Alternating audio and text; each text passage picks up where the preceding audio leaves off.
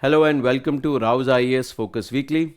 Today on 30th of January 2025, we'll be talking about the developments in the subject of science and technology in the past 1 week. I have covered the topics which were popular from the date 23rd of January 2025 till 29th of January 2025. The list of the topics are here. We'll talk about the Pralay missile system. It was a missile system that was showcased in the recently concluded Republic Day parade on 26th of January. Then we'll talk about the prospects of mining silicon carbide from the moon soil and what could be the possible applications of creating this material. Then we'll talk about how we can use blockchains for controlling spams and spam related text.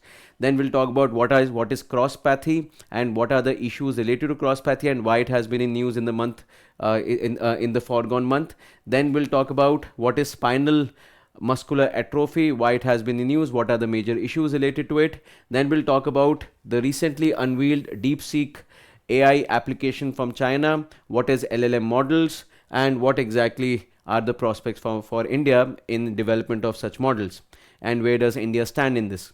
And then we'll talk about Gullian barre syndrome. We have recently seen an outbreak of this disease in Pune, and as I record this lecture today, there has also been cases reported in West Bengal. Right, so we'll be talking about all these things. Let's start with the first topic of our discussion, that is Pralay missile system.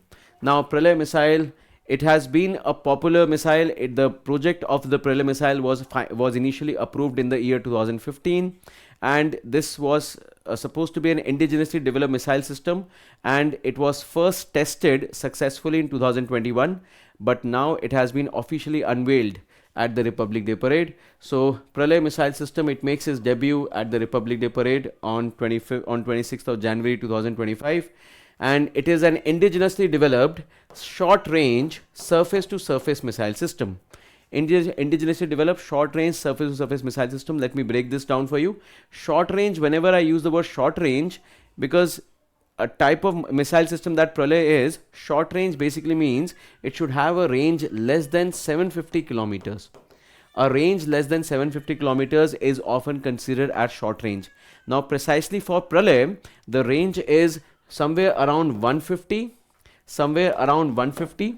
to 500 kilometers. For Pralay, the range is around 150 to 500 kilometers. I expect all of you to keep a notebook and pen handy so that these details you can write, because they can come very handy at the time of the exam. UPSC can ask straightforward questions like this, right? So a range of 150 to 500 kilometers, and this is well within the range of the short range category, right? So short range, it says surface to surface. That means it is planned, or it has been designed to be launched from any surface, and it can be deployed, or it can attack any location on another surface. So it is a surface to surface missile, right? A very capable missile of its kind. The first successful test was conducted on 22nd of January 2021. There is already a press release of DRDO that has concluded that there has been a successful test of this Pralay missile on 26th of December 2021. Now, let's see what are the capabilities of this missile. So this missile is capable of carrying a nuclear warhead. Nuclear warhead means that whatever explosives that it is going to carry. Normally, we have two types of explosive. One is the conventional warhead, like gunmetal, gunpowder, metal fragments, and then we have strategic warhead that includes nuclear, biological, and chemical. A nuclear warhead missile is of course going to cause a much bigger devastation wherever it is going to be targeted. Now, this missile carries a quasi ballistic trajectory. Now, what is a quasi ballistic trajectory? To understand this, we have to first understand what exactly is the ballistic trajectory, and then we'll see what is quasi ballistic trajectory. We'll see it in a minute, but then we'll also see some of its other features. It can reach hypersonic speeds on descent. So we'll talk about this also. It is mostly propelled with solid fuel. So it's a solid fuel rocket propelled motor. So it is completely fueled by a solid propellant, and then the range may vary from 150 to 500 kilometers, like I said already. And then another capability of Pralay is that Pralay can be launched from a transporter. So this is a transporter that can comfortably or carry the Pralay missile. So that means this missile also have mobility in terms of launching. It is not required to be launched from a static location, you can take it to the edges of the Himalayas, you can take it to different difficult locations and launch it from there. Now let's talk about what is quasi-ballistic trajectory. So guys, normally when we talk about ballistic trajectory, when you talk about just ballistic trajectory, ballistic missiles are basically those missiles that technically follows a projectile or a parabolic trajectory. A parabolic or a projectile, this motion is called projectile, but the trajectory is called parabola. So this parabolic trajectory is what a ballistic missile is supposed to take. Now ballistic missiles are found to be better in terms of long distance targeting, and they are also capable because the trajectory is parabolic. So if they are covering a long distance, it is capable for ballistic missile to go outside the Earth's atmosphere, and they can even re-enter back into the Earth's atmosphere. So they can re-enter back into the Earth's atmosphere as well, right? So this adds up the capability of ballistic missile, that they can go out of the Earth's atmosphere and they can re-enter back into the Earth's atmosphere. So this is generally what a ballistic missile do. Now, if you look at this statement, it says that it can reach up to hypersonic speeds on descent. What exactly is the meaning of hypersonic speed here? Hypersonic speed basically means a speed which is more than 5 times of the speed of sound. More than 5 times of the speed of sound. So a speed that is more than 5 times of the speed of sound, we call it hypersonic speed. So when you look at this ballistic missile that is descending towards the Earth, or re-entering back into the Earth's gravity, at this time the gravity is going to propel the missile speed, and the speed can easily go by up to more than 5 times the speed of sound. It can easily go beyond 5 times of the speed of sound. So this is the capability that a ballistic, the Pralay missile is capable of. It can touch a speed up more than 5 times of the speed of sound. The advantage of reaching this speed is that now you have a missile that can attack at such high incredible speed that it would be difficult for the enemy, anti-ballistic systems or the radar systems to detect and act to neutralize this incoming missile. And the speed is so high that by the time they would intercept and try to neutralize this missile, our missile would be comfortably within the range of the enemy, and it would be neutralizing the target right before the enemy comes to know about it. So this is the direct advantage that the ballistic missiles carry. Now when you talk about Pralay missile in particular, it is a quasi-ballistic missile. A quasi-ballistic means that it does not carry or does not follow the true ballistic trajectory. What it does instead of moving in this trajectory, the Pralay missile takes a trajectory that is quasi-ballistic. That means it goes in this parabolic motion, attains speed during descent, but when it has entered into the Earth's atmosphere, it can go in a straight line trajectory as well. It can take a straight line trajectory and pinpoint whatever location you want to target. It will hit that precise location with pinpoint accuracy. This is a precision weapon which can hit a specific location with very high accuracy, and can be used to maneuver, can also be maneuvered while moving at hypersonic speed to the respective target.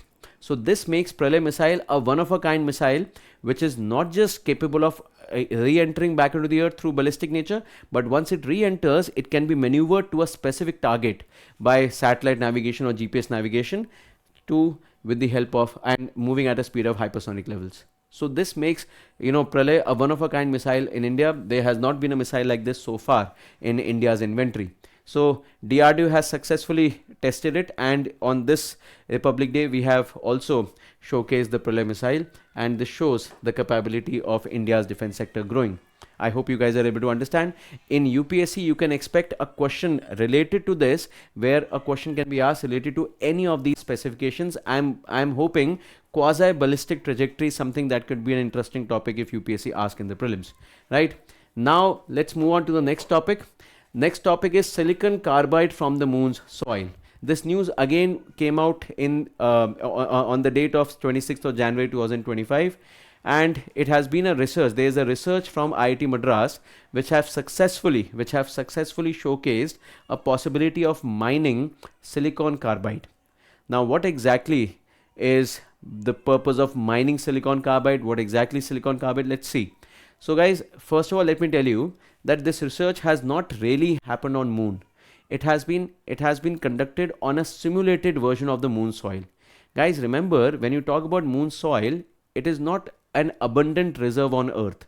When you talk about moon soil, there is hardly 300 to 400 kilograms of moon soil available on earth, and it has been retrieved by all the retrieval missions that have been launched. Like we all are aware that USA, Russia, China, they have successfully collected sample of the moon soil and brought them back to earth. They have done that successfully. Like the American Apollo missions have done it, the Luna missions of Russia has done it, and the Chang'e mission of China has been able to present the capability of collecting the moon soil samples and bringing back to Earth. But in total, despite of all these three countries mining the moon soil and bringing it to Earth, still the maximum amount of moon soil available is less than 400 kgs. Now it's very much difficult for India has yet to come up with a mission where we can retrieve the moon soil and bring it back to Earth. It is yet to be achieved by India, although we have successfully landed on moon, but we haven't really got the moon soil sample in India. In fact, before the Chandrayaan 2 and Chandrayaan 3 landing was made or landing was attempted, India had created a replica of the moon soil, which was a patented replica that we made, which replicated the moon soil like conditions, and that was being used for testing our Pragyan rover and such. So it is not an actual moon soil but a simulated version of moon soil where this experiment was conducted. Now it has been a research of IIT Madras where what they did, they successfully extracted silicon carbide from this simulated moon soil. Now, what is the purpose of extracting silicon carbide? What is the reason? What is the main achievement of doing this? So let me tell you first. When you talk about the moon, the moon topography, the overall topography of moon can be divided into two parts. One is called the Maria part of moon. These dark spots that you see on the moon surface, these are basically nothing but solidified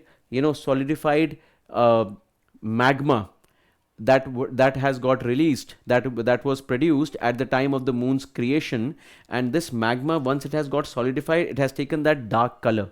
So this dark solidified magma or volcanic remains on the moon surface, we call it Maria. And the rest of the moon soil, where you see a little highland, you see a land that has been risen from the around these dark spots, we call those highlands. So highlands and Maria are the three, right? Maria is plural for mare, right? So highlands and Maria are the two different types of topographic relief features that we see on the moon surface. Now the highlands of the moon are considered to be rich in elements like silicon, aluminium, and traces of magnesium. These are the kinds of elements that are found on the moon highlands. So silicon, aluminium, magnesium are the elements that are supposed to be richly found on the moon highland. So one element is for sure available, that is silicon. And you can understand our research, our discussion here is revolving around silicon part. So when you look at the lunar topography, highlands are the ones which are rich in silicon, right? They are rich in silicon. Now, when you talk about silicon carbide, what is it? Silicon carbide is technically a substance that is having a very high strength and it's light in weight.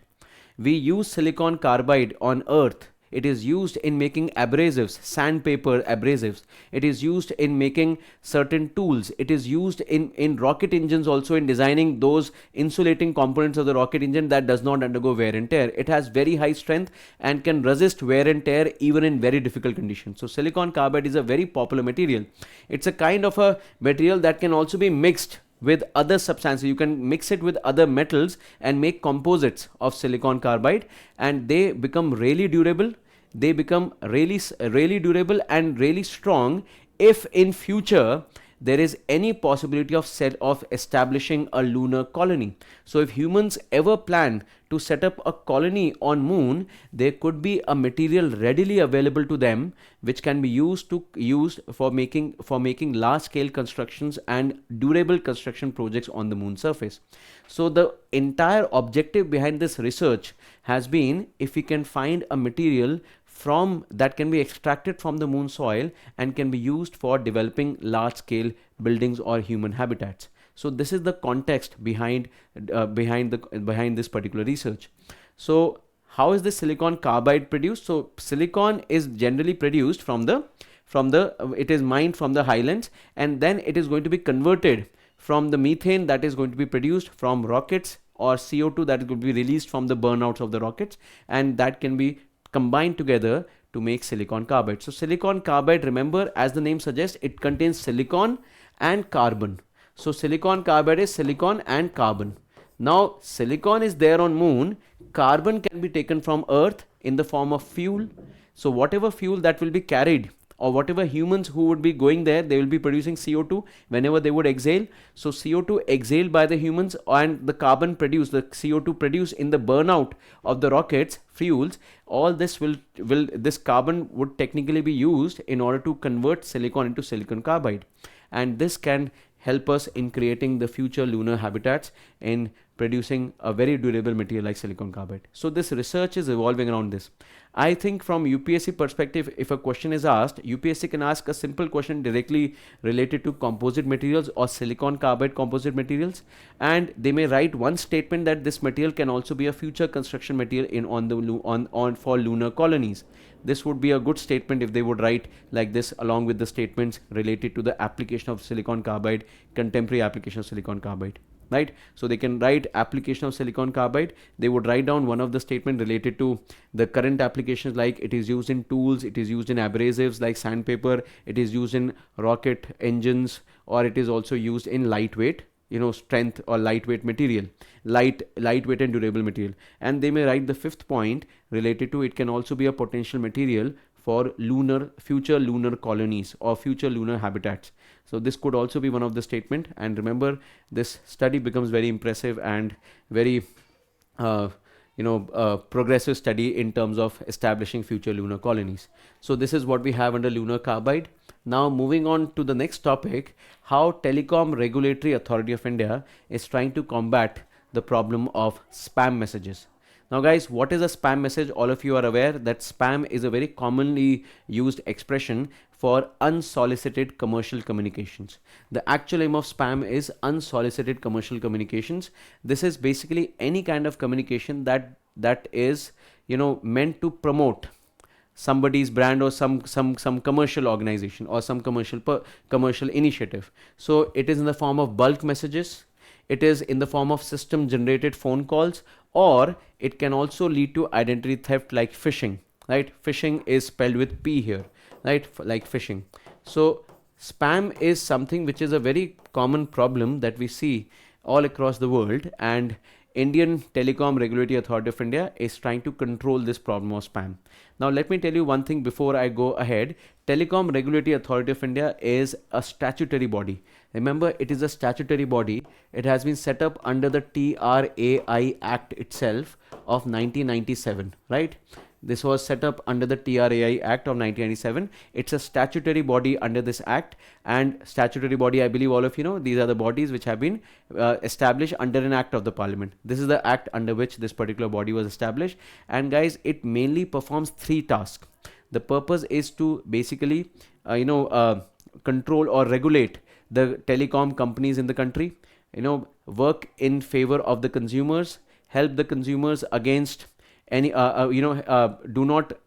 basically the purpose is it does not allow the monopoly of any company to be created in the world of telecommunication. And thirdly, it also protects the consumers from any such crimes or any such potential problems associated to these telecom companies, right?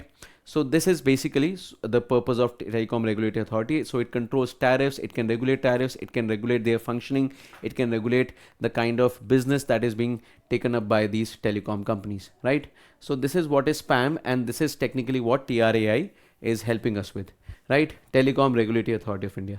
Now there have already been certain initiatives to control spam messages, like the Telecom Regulatory Authority of India itself came up with a DND registry, a do not disturb registry, where the telecom users were asked, or telecom users were allowed to block certain commercial communications. So there were certain commercial communication that were blocked, and users themselves could register a number, register a certain phone call, a certain SMS that they do not want to further, get or further get acquainted with, right?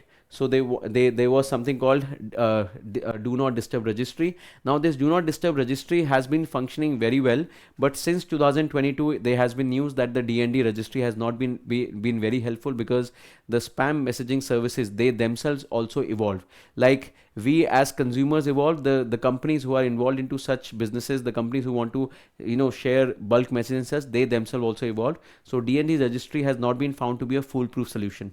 Then there have been some AI driven anti-spam mechanism, like Airtel has come up with an initiative where they identify a certain caller with the help of artificial intelligence, and they would identify it and would declare that caller as a suspected spam, right, to their consumers. So this is an AI driven anti-spam mechanism. It has been taken up by telecom companies themselves.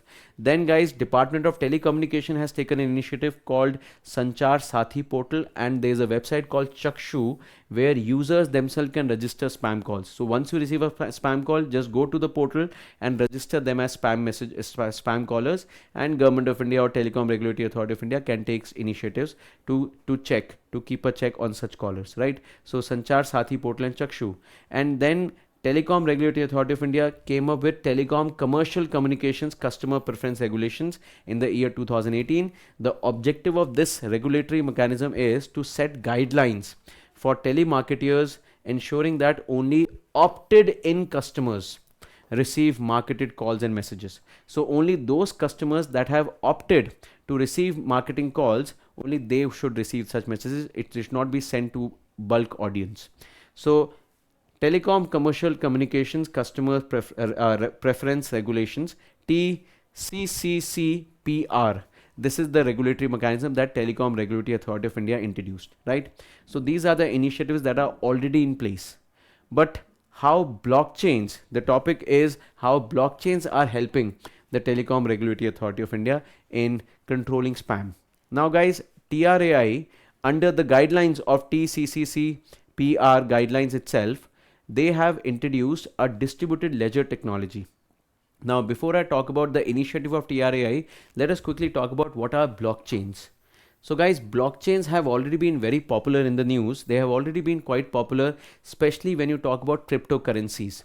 Especially in the garb of cryptocurrencies, blockchains are already quite popular, right? We already know that blockchains are extensively being used in cryptocurrencies and maintaining the ledger of cryptocurrencies. Now, what exactly is a blockchain? A blockchain, if I put a definition here, a blockchain is technically a distributed, decentralized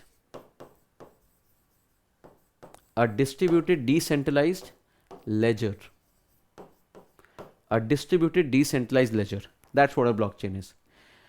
See, what exactly is a ledger? A ledger is nothing but a book of records, a book of account. In Hindi, we call it bahi khata, right? So let's suppose if I'm a person who sells these stylus, how would I maintain my ledger? I would simply maintain a ledger that how many stylus I have in my inventory, how many stylus I've sold, how many stylus are left, right? So a ledger is nothing but a book of record, a book of account, right?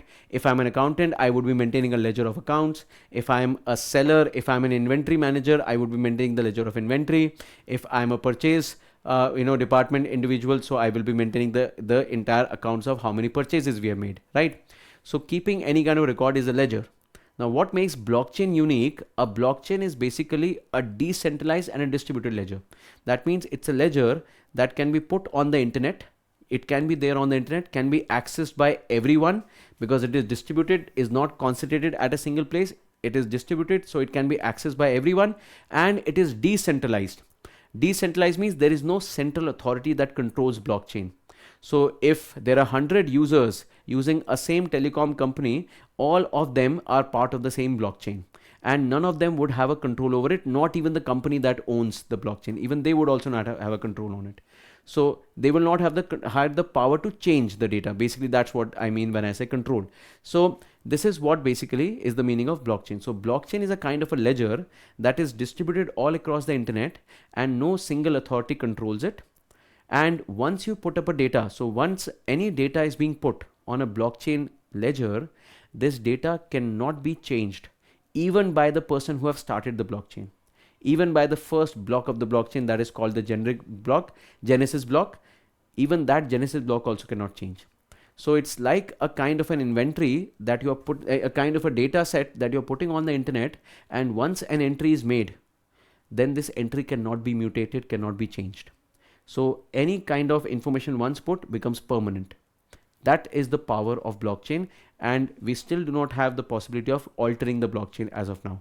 So Telecom Regulatory Authority of India has introduced a distributed ledger technology. We call it the DLT technology, which is a blockchain based technology where spam callers can be identified and placed. So let's suppose, for example, somebody has received a spam call and they want to report it. So once they report in that DLT database, once the spam caller's number and his details have been mentioned and what text message you have received, they have mentioned it, this would be recorded, and now this message in terms of its text is going to be recorded in such a way that any other time this message from this number comes, it will be automatically blocked, right? So, and once this message is put in, nobody can alter it. So people can simply verify it, but nobody can alter this information. So verifying is possible, but altering is not a possibility. So this enables us to put in spam callers once and for all. We can treat all the spam callers, and of course, like I said, it is verifiable. So of course, if there is somebody who is genuinely not a spam caller, is a genuine caller, then their numbers can also be handled and they can also be removed, right? So verifying of the blockchain is possible. I hope you guys are able to understand. So this is how blockchain has been utilized or is helpful in controlling the spam caller system. Now, what kind of questions UPSC can ask here? So even during our lectures, we have extensively discussed blockchain, that how blockchains can help in not just cryptocurrency, but can also help in creating smart contracts for the government. It can help in regularization or selling of NFTs, non-fungible tokens, which is a way of protecting any of your assets, any of your digital creations, right? Then it can also be a mechanism that can help in introducing electronic voting. It can also be a way of introducing controlling users' data like Web 3.0. This is another way how blockchain can be extensively used in controlling the spam callers. So distributed ledger technology is something that you should remember, DLT, and the application of blockchain. Please keep a note of it. Then after this, the next topic of our discussion is related to Crosspathy. Now, before I talk about what the state of Maharashtra has done or what step they have taken, let us talk about what is Crosspathy. So Crosspathy is basically a condition where one practitioner, let's suppose, if you can see the definition, where one practitioner, let's suppose he has studied, a medical practitioner who has studied or who has a degree in Ayurveda or homeopathy. And suppose this particular person who has a qualification in homeopathy or Ayurveda, they start prescribing medicines of a different discipline of medicine, like allopathy. So if a homeopathic doctor starts prescribing medicines of allopathy, or if a Ayurvedic doctor starts prescribing medicines of allopathy, or if an Ayurvedic doctor starts prescribing medicines of homeopathy, basically they are prescribing medications that is not part of their own discipline, or that is not within the purview of their own medical knowledge. This is known as crosspathy. So crosspathy is basically a practice where practitioners from one medical system, example homeopathy, prescribe treatments from another medical system like allopathy. So this is called crosspathy. Now, why it has been in news? So Maharashtra Food and Drug Administration, Maharashtra FDA in December 2024. First of all, let me tell you that it is a very long gone story.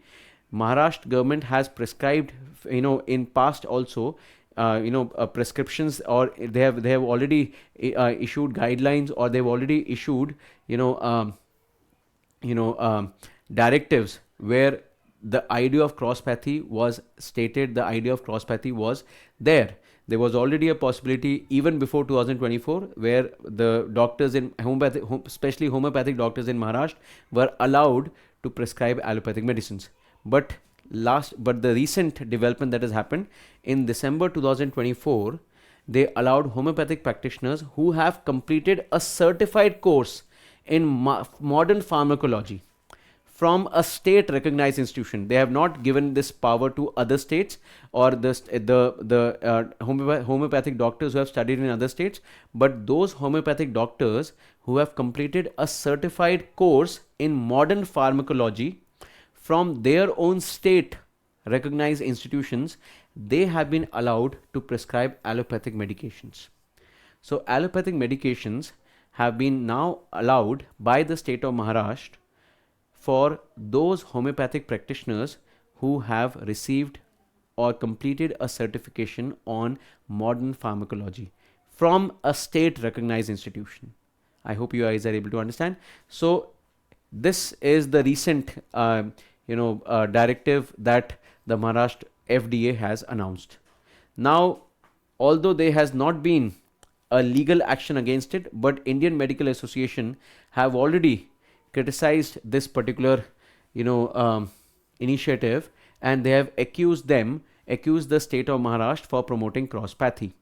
Now, what has been the entire story behind it? Let us talk about it. So guys, in 2014 itself, in June 2014 itself, Maharashtra government has changed the definition for a registered medical practitioner. They have changed the definition for a registered medical practitioner by passing an amendment to the Maharashtra Medical Council Act. The Maharashtra Medical Council Act has already been amended way back in 2014, where they have included homeopathic doctors, where they have included homeopathic practitioners who had completed a certification course in modern pharmacology as by a state government as a registered medical practitioner. So registered medical practitioners are basically those practitioners who were earlier only allopathic doctors were given this status.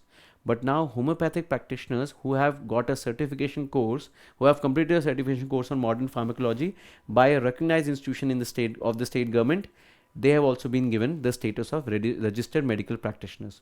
Now, this particular amendment already drew a lot of confusion, especially among pharmacists, among chemists, and also among doctors, whether they should treat the prescribed medications of registered medical practitioners or homeopathic doctors as a registered medical practitioner. You can also consider insurance policies, health insurance. They should also recognize it first, right?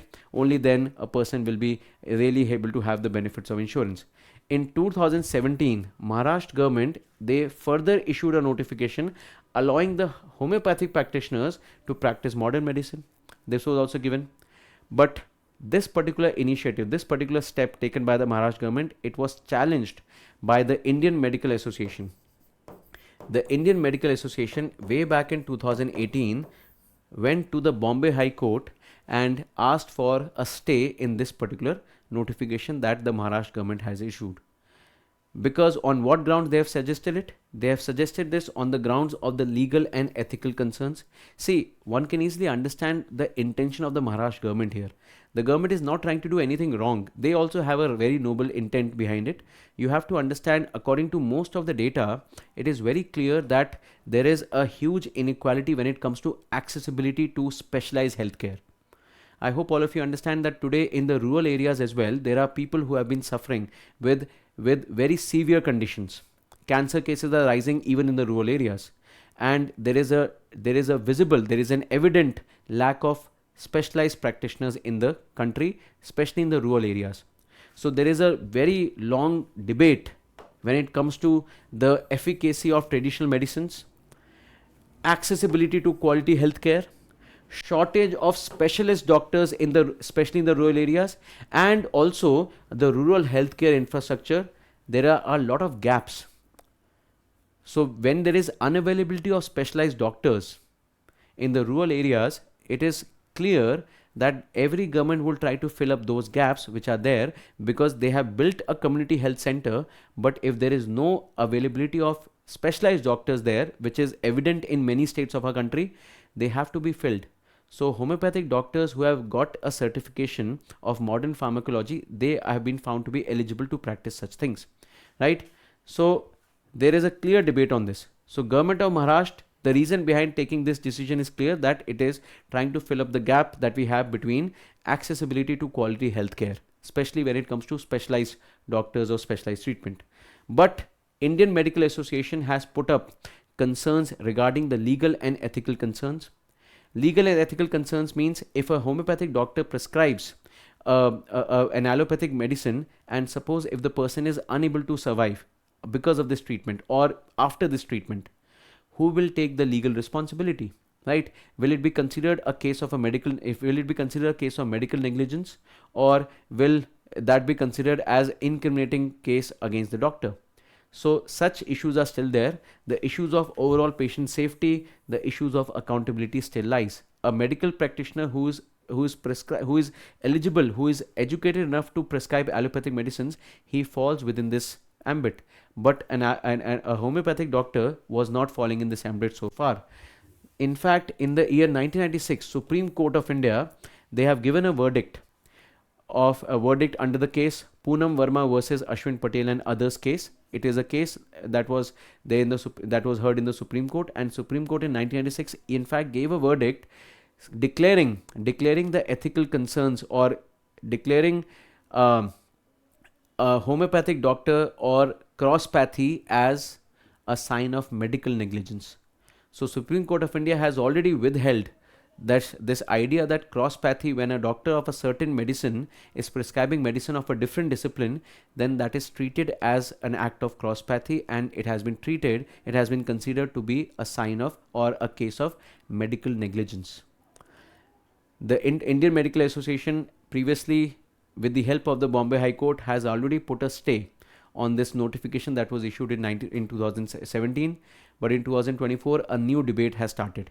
But you can understand that the context of the debate is not whether a homeopathic doctor should prescribe it or not, or whether a homeopathic doctor is really having the legal or the ethical purview of prescribing such medicines. The issue is much deeper than this. The issue is related to providing affordable, accessible, quality healthcare services, especially to the rural areas of the country, right? So this is the important context behind which this particular step has been taken. So this is still an ongoing debate. There is expectancy of even more data, even more news to come up in the future, right? So if there is any news, any development that happened in this week or the future weeks, I will definitely be covering them in the context of crosspathy. We also call it mixopathy, by the way. Mixopathy, crosspathy is usually used interchangeably. So we will talk about it. Right now, this has been the development so far. And whatever happens next, we'll obviously be covering it in the future classes. Then let's move on to the next topic. The next topic is related to spinal muscular atrophy. Now, what is spinal muscular atrophy? Spinal muscular atrophy is a genetic neuromuscular disorder. It's a genetic neuromuscular disorder. It is caused by mutation in the SMN gene, SMN1 gene, SMN1 gene. SMN is a survival motor neuron gene. It is basically responsible for producing a certain protein called SMN protein, which is essential for motor neuron function, for motor function of the, or locomotor function of the body. This is called SMN protein, and the disease associated with this is called spinal muscular atrophy, also known as SMA. So it's a genetic disorder when there is a mutation in the SMN1 gene of the 5th chromosome of the zygote. So basically we have total 23 pairs of chromosomes in the human body. Out of the 23 pairs of chromosomes, there are a lot of disorders that are often found because of some diseases or because of some disorders in our chromosomal pairing. You guys might have heard Down syndrome is caused by a mutation in the 21st chromosome, and the spinal muscular atrophy is found because of the mutation in the 5th chromosome. So this is what is SMA. So it's a genetic neuromuscular disorder. Neuromuscular means it affects the nervous system and causes muscular disorder, or causes weakening of muscles, or you can say weakening of the muscle tone, that essentially makes a person difficult or fragile, and they find it difficult to walk, and the person becomes handicapped for life. So this is called SMA, spinal muscular atrophy. It affects the motor neuron functions of the body, such as spinal cord, leading to progressive muscle degeneration and weakness. And this muscular degeneration weakness eventually makes a person handicapped. And what are the various symptoms of spinal muscular atrophy? The first symptom is muscular weakness, extreme level of muscular loss, muscular weakness. The muscles, they become thin, they lose their tone, right? Difficulty in swallowing and breathing. Hypotonia is loss of muscle tone. When the muscular tone, loss of muscle tone. So the shape, the toning of the muscle, when it gets affected, we call it hypotonia. And it can also cause orthopedic issues like scoliosis and joint contraction. Scoliosis means curvature in the spinal cord. So curvature in the spinal cord, as you can see in this image, is called scoliosis. So scoliosis is curvature in the spinal cord, and it can also cause joint contraction. These are the symptoms that are found in spinal muscular atrophy. I hope you guys are able to understand up till here. This is the disorder of SMA. Now, what is the type of SMAs that we have? There are generally 5 types of SMA.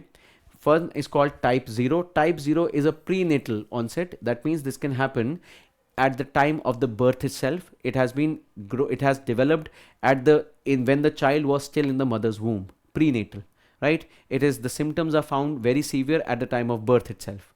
Then we have type 1 SMA. Type 1 SMA is something that starts at the infant age itself, when the child is usually less than 1 year. This type of symptoms may start, where you can see severe muscular weaknesses and respiratory failures. The child finds it very difficult to breathe. Then type 2 is intermediate onset of SMA. This happens mostly after the age of 6 months and before the age of 1.5 year or 18 months. Then there is juvenile onset of SMA. This can show mild symptoms but affects the children mostly after 18 months, right? So before the child, during 18 months, it shows mild symptoms, but eventually it may show some severe symptoms after the age of 18 months. And then we have adult onsets of SMA. This is mild to moderate muscular weakness, right? Normally it is considered to be less dangerous when it happens in adult onset, but you can understand long term it will definitely cause problems. So these are the 5 types of SMAs that we have. Now, what is the status of SMA in India? Now, in India, SMA has been designated as a rare disease. It is a rare disease in India, and approximately 2,500 patients per year are identified with SMA. Nearly 2,500 to 3,000 patients per year are identified in India, and because it's a rare disease, it is covered under the National Policy for Rare Diseases. So SMA is designated as a rare disease in India, and it is covered under the National Policy for Rare Diseases, NPRD.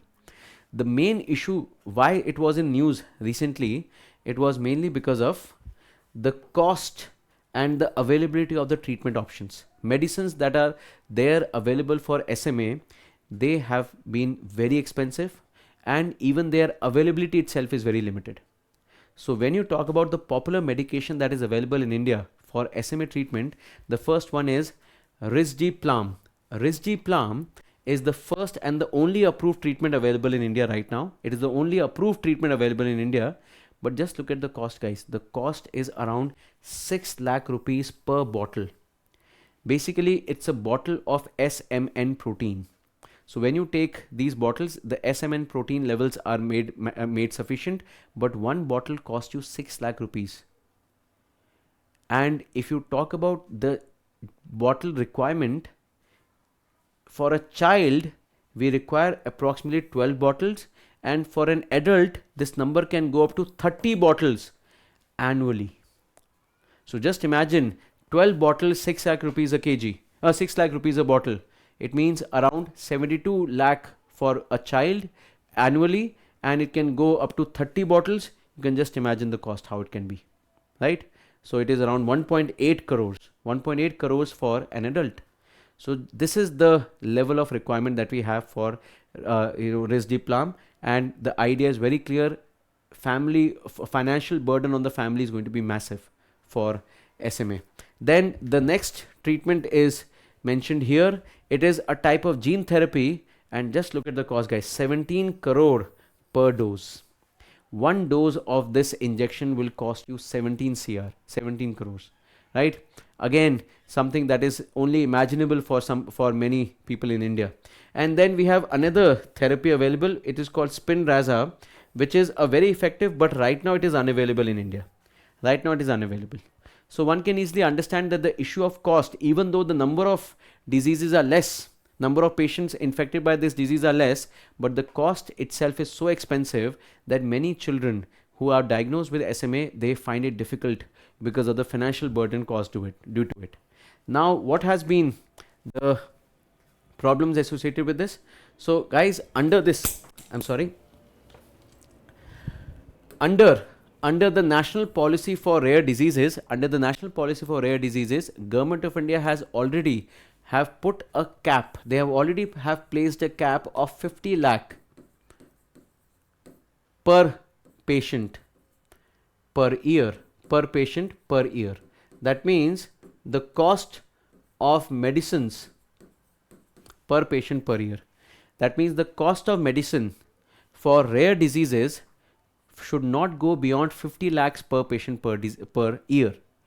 But you can understand the cost that is there. I've already shared the costing. It is nowhere within the cap set by the Government of India. So mostly what happens when it comes to SMA, the first problem itself is limited availability, and mostly how the funding is being generated.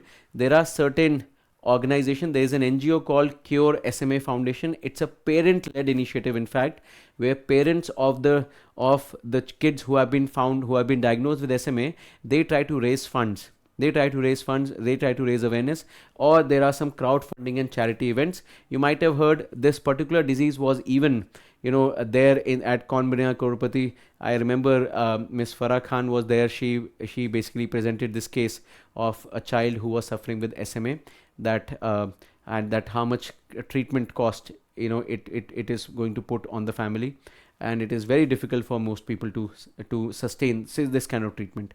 Then guys, there are legal and patent issues. When it comes to the medication for SMA, it is under a patent, and because of the patent, the costing is very expensive. So this news, why it was there in the news in the last week, was mostly because of generic medicines. Generic medicines are basically those medicines which are not protected under a patent. These medicines are basically available in the public domain. Their entire chemical configuration is available in the public domain, where people can access it and they can manufacture it. The advantage of making generic medicine is that the costing is significantly reduced, because you only have to pay for the manufacturing process, not for the entire research. The companies who have got it patented, they basically put a higher price tag, because they want to not just get the money for the manufacturing, but also for the money that they have invested in developing the product, in the research and the development that happened in the background of the creation of the medicine. But considering the problem in India, 2500 cases are there. If this drug is declared as a generic medicine in India, then Indian manufacturers can acquire this patent, can acquire the rights, and start manufacturing this particular drug, which can be reduced to a fraction of its cost, right?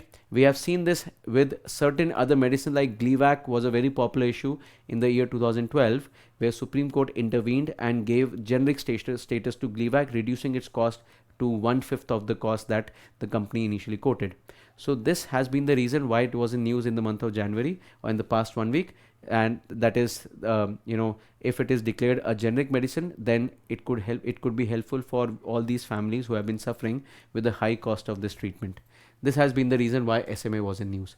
Now the next topic is DeepSeek disruptive LLM. So this has been a very popular news. It's a very interesting topic of discussion also. What is LLM? So this is a question related to the domain of artificial intelligence. So all of us know about chat gpt, all of us know about Google Gemini. Now we all know that these are natural language models, right? These are natural language processing AI systems which can interact just like a human, right? Very recently a Chinese company has released their own AI based app called DeepSeek. And when they have introduced this DeepSeek app, it has triggered a massive rounds of debates, massive rounds of discussions in India, that where does India stand in the future of artificial intelligence. We all realize that AI is a part of Industry 4.0. It is going to shape the future industrial revolution. It is already impacting the ongoing industrial revolution, but in future as well, it is going to be important. So when you talk about AI and its possibilities, India is already projecting itself as a AI future hub of the world. Mr. Satya Nadella already mentioned that by 2030, India might be able to generate, by 2050, India might be able to generate a business of 5 trillion US dollars only from artificial intelligence. So when China introduced this particular DeepSeek app, where does India lies? So it was made to be, because Chinese have made it, so it has been found to be more affordable with compared to Chat GPT or the paid versions of other, like the Bart app of Google. It has been found to be more affordable, and it is based on the LLM model. Now what is LLM? LLM is known as large language model. What is large language model? Large language model, if I let me explain it to you in a very unconventional way. Let's say, for example, if you have a small kid, if you have got a small kid who has never been out of the house, right? Who has never been out of the house, and you start teaching him about dogs. Let's say you start teaching him about dogs. So what do you tell them about a dog? You tell them first thing that dogs are animals which have 4 legs and have furry skin. So they have fur on their skin and they have 4 legs, or hair on their skin and have 4 legs. Now it's and they have got a tail as well. So they have got a tail, they have 4 legs, and they have a furry skin. Now it's very likely if this child goes out and spots a squirrel on the tree, it is very likely that the child may call that squirrel a dog, because the squirrel also have 4 legs, have hair on the skin, and also have a prominent tail. So the moment when this child sees a squirrel, he would diagnose that as a dog, although his knowledge only says that dogs are 4-legged animals. But let's say if this child reads further, if this child is made to is made to is has been taught with more data about dogs. Let's say the sound of the dog, woof woof or bhow bhow sound, if they are taught about the nature of the dog, if they are taught about the responsibility of a dog, if such kind of things are taught, then it's very likely that this child, even if he would see a squirrel but will not diagnose that squirrel as a dog, because he knows that there are other characteristics also attached to a dog. Now let's replace this kid with an AI model, and let's say if we start teaching a machine, we start giving deep learning data of to a machine, where a machine is taught almost about everything on earth. The machine does not know the meaning of the things, he is simply reading those things, and with the help of that readouts, if you ask a machine, tell me what exactly is Qutub Minar, a machine can easily think about Qutub Minar, think about a stone tower, think about a tower made in the during the medieval times, and think about the place Delhi, Mehroli, all these things, and then it will be able to talk about it. That is what is called LLM, large language model. So it's a type of an AI model that is designed to understand and generate human language. As simple as this. So imagine if this kid who has been taught with a lot of data has been given, a lot of information has been given to the kid, he really does not know who is a dog, but he has read so much about a dog that he can himself interpret in his mind what exactly a dog should look like, what kind of features a dog have, what kind of food a dog eats, what kind of nature a dog has. Sometimes a dog show adorable love for its master. Sometimes a dog is having a responsibility of saving the family, or responsibility of protecting the house. All these things, if a child is taught, but do you never show him a dog, a child can still interpret, a machine can still interpret what exactly a dog should look like, what exactly a dog would have. That is what LLM is. So imagine if an AI machine is being taught with all this information, all this deep learning information. We have gone in depth as well to talk about the nitty-gritties of the universe, and we have given so vast amount of data. All the data on the internet is accessible, and then the machine is taught to interpret all this information, use it in a way how you can communicate in a human language. So if I ask this machine about dogs, it can relate with the word dog and understand everything that the dog is all about and respond to me in a form of a natural language. So like I interact with you, it is a natural language that we are using. What if a machine is also starts using the same language? Natural language processing, you can understand it is nothing but Chat GPT or Google Gemini. The way they interact, you ask them, or the Microsoft Copilot, you ask them anything, they respond in a way how a human interacts, right? So that is NLP. We see a lot of audible.com of Amazon already uses NLP features to interact and narrate a book and narrate the crisp of the book and such. So this is basically what is called NLP, and LLM uses NLP along with the vast amount of data and deep learning techniques in order to express itself. This is what is the power of LLM. Now, how it works, I've just now explained, teaching a machine with so much of information that it can really come up with the conceptual understanding of the inputs that you are giving. What are the possible applications? Just imagine, guys, the applications are endless here. To start with, we can use such applications for education. We can use this application for creating more accurate models. We can use this application for providing large scale education to audiences who do not have access to good quality education, by using LLM models to train individuals, to teach individuals about the realities of the world. All these are possibilities here. And lastly, it still comes up with some limitations. The limitations of AI is data. If the data is biased, what AI will learn is only going to be biased. So if the country, if let's suppose, like this has been in news, when DeepSeek was asked about some of the issues related to China, related to its foreign policy, related to its relation with Taiwan, related to the political status of Taiwan, related to the Tiananmen Square massacre, all these things, DeepSeek maintained the status which the Chinese government had. It did so. All the data that was being fed, you can understand if that data itself is biased, it is difficult for AI to maintain true neutrality or the true sense of real information. So this becomes a very major limitation of possibly every NLP models. Chat GPT 3, Chat GPT 4, Google Lambda, Google BERT are examples of LLM based models. In fact, guys, the Deep Mind Laboratory of Google, which has developed the Google Gemini, they are also working on LLM models for the upgraded versions of Gemini. Right? And why LLM is in news in the past 1 week? It is because of the startup like DeepSeek from China and Mistral, which have recently released their competitor technology or competitor applications against OpenAI ChatGPT. Now, where does India stand in this?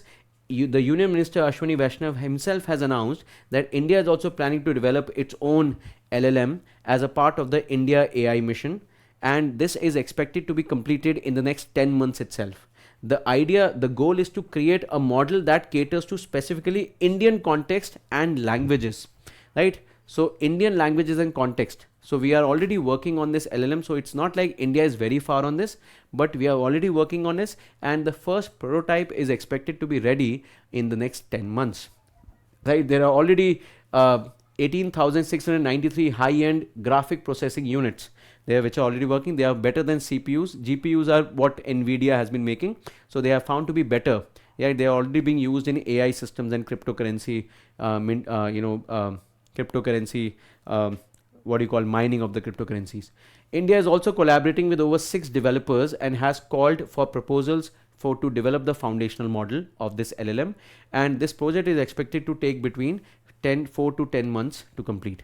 So remember this is just an initial phase of LLM in India. It is very likely that in the next 4 to 10 months, when the first prototype model is introduced by India, it will definitely be a good a good topic of discussion for us, and also an interesting topic for UPSC. If UPSC would want to ask a question, they can straight away ask what is LLM related to. They may also ask what makes LLM so unique. So like I explained, that here the computer does not learn what exactly is a dog. They learn about everything about a dog, and then they create their own concept of a dog. That is what makes LLM an interesting technology. And now let's move to the next topic. This is the last topic of our discussion, Guillain-Barré syndrome. What is Guillain-Barré syndrome? It is a rare autoimmune disorder. An autoimmune disorder is the one where your own immune system mistakenly attacks your own cells. So Guillain-Barré syndrome, it has been found to attack your peripheral nervous system. PNS, peripheral nervous system. Peripheral nervous system is the system that helps your brain to function. We call it the cranial nerve that helps the brain to function, and it also helps the spinal cord to function. We call it the spinal nerve. So cranial nerve and spinal nerve is called the peripheral nervous system. The Guillain-Barré syndrome is responsible is a rare disease again. It's an autoimmune disorder where your immune system mistakenly attacks your own peripheral nerves, cranial and spinal nerves. It is mostly caused due to the failure of the immune system or sometime due to respiratory or gastrointestinal infections caused by certain bacteria or viruses. They are listed here like Zika virus, Epstein-Barr virus, like these, right? So it is mostly caused by viral disease, and guys, these viruses mostly are found in contaminated water, right? And why it has been in news? Because in Maharashtra already in the month of January there have been more than 120 cases of Guillain-Barré syndrome has been diagnosed, which are related to contaminated water consumption. And guys, as I'm taking the class today, there is already one death reported in Pune, and there are suspected deaths in West Bengal also, which can be a sign of another GBS outbreak in the country, right? So this is an important topic of discussion. Now, what are the symptoms, treatment and recovery? So let's talk about it. The symptoms are weakness and tingling sensation in the feet and legs. Muscular weaknesses, because it affects the peripheral nervous and spinal nerves. So your muscles, they tend to become weak. In fact, in severe cases can even cause paralysis of the muscles, right? A person find it difficult to move. And in severe cases, it can also cause problems in the heart rate, respiration and blood pressure. These are the problems that are felt by a Guillain-Barré syndrome patient. The treatments that are available, it mostly involves intravenous immunoglobulin, IVIG, and plasmapheresis that can reduce the severity and duration of the disease. So intravenous means we have to inject it into the veins, and certain immunoglobulin proteins that helps in controlling the treatment, that helps in controlling their spread and reducing its severity. And guys, most people are able to recover fully. But it can take few years in some cases. If the symptoms are very severe, it can even take few years for people to recover. But guys, weaknesses and fatigue may persist even longer than that. So some people may face prolonged weaknesses even for life. So this is what we have under the symptoms, treatment and recovery. Now again, related to Guillain-Barré syndrome, it is just the first discussion, the prima facie discussion on this. There is definitely news coming up. Even today itself there has been news, which I am going to cover in the next week video. So if any significant developments happens in this, what have been the steps taken by the government, if there is any radical steps taken by the government, I'll definitely be discussing them in the next video. So it is still a news in progress. So please make sure that we are that you are connected to me and will talk further about this. So guys, this concludes the discussion for today's for today, and we'll be meeting next week to further discuss the topics of next week's science and technology. So that is everything for now. All the best. Thank you.